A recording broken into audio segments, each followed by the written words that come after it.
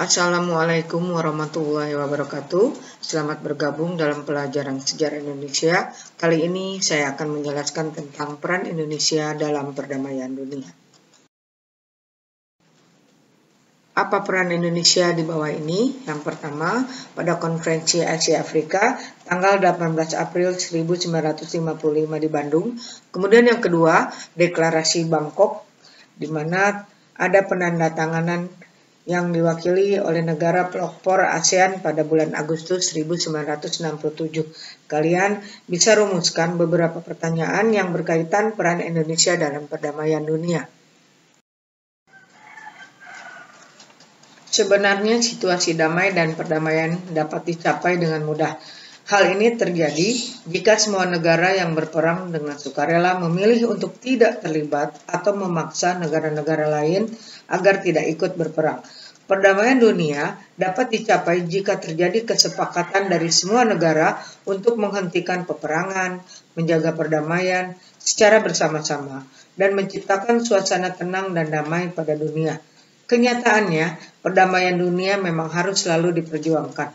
Oleh karena itu, lahirlah sejumlah tokoh yang memperjuangkan perdamaian. Kalian bisa lihat, ini adalah 3 di antaranya tokoh perdamaian dunia. Siapakah mereka? Bisa kalian lihat di YouTube, kemudian di internet atau media yang lainnya. Kita beralih ke genosida. Pengertian genosida pertama kali digunakan oleh seorang ahli hukum dari Polandia yang bernama Raphael Lemkin pada tahun 1944. Pengertian genosida adalah perbuatan yang dilakukan dengan maksud menghancurkan dan memusnahkan seluruh atau sebagian kelompok, ras, kelompok etnis, atau agama berdasarkan Statut Roma dan Undang-Undang Nomor 26 tentang Pengadilan HAM. Genosida dapat dilakukan dengan cara sebagai berikut. Yang pertama adalah membunuh anggota keluarga dan mengakibatkan penderitaan fisik atau mental terhadap anggota kelompok. Yang kedua, menciptakan kemusnahan secara fisik, baik sebagian maupun secara keseluruhan terhadap kelompok. Ketiga, melakukan tindakan pencegahan kelahiran secara paksa. Dan yang keempat, memindahkan anak-anak secara paksa dari kelompok yang satu ke kelompok yang lain. Kita beralih ke genosida.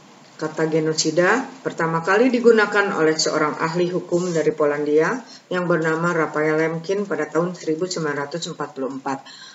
Pengertian genosida adalah perbuatan yang dilakukan dengan maksud menghancurkan dan memusnahkan seluruh atau sebagian kelompok, ras, kelompok etnis, atau agama berdasarkan Undang-Undang Nomor 26 tentang Pengadilan HAM.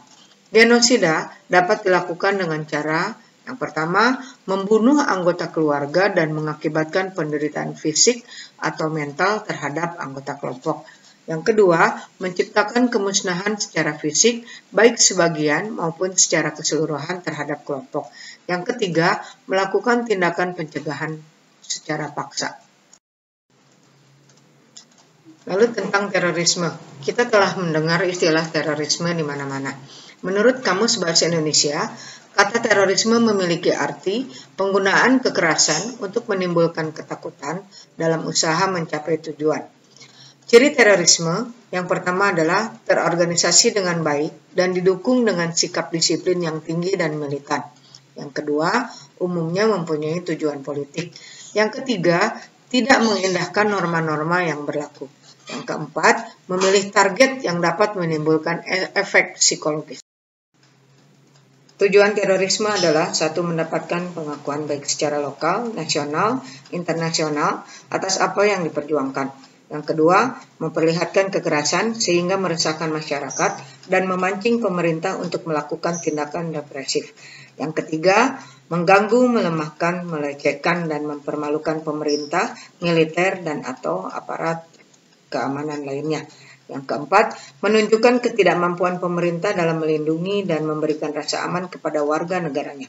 Yang kelima, memperoleh uang atau perlengkapan lainnya yang dibutuhkan untuk menunjang kebutuhan perjuangannya. Demikian pembelajaran hari ini. Terima kasih atas perhatiannya. Semoga bermanfaat apa yang saya sampaikan. Billahi taufiq wal hidayah. Wassalamualaikum warahmatullahi wabarakatuh.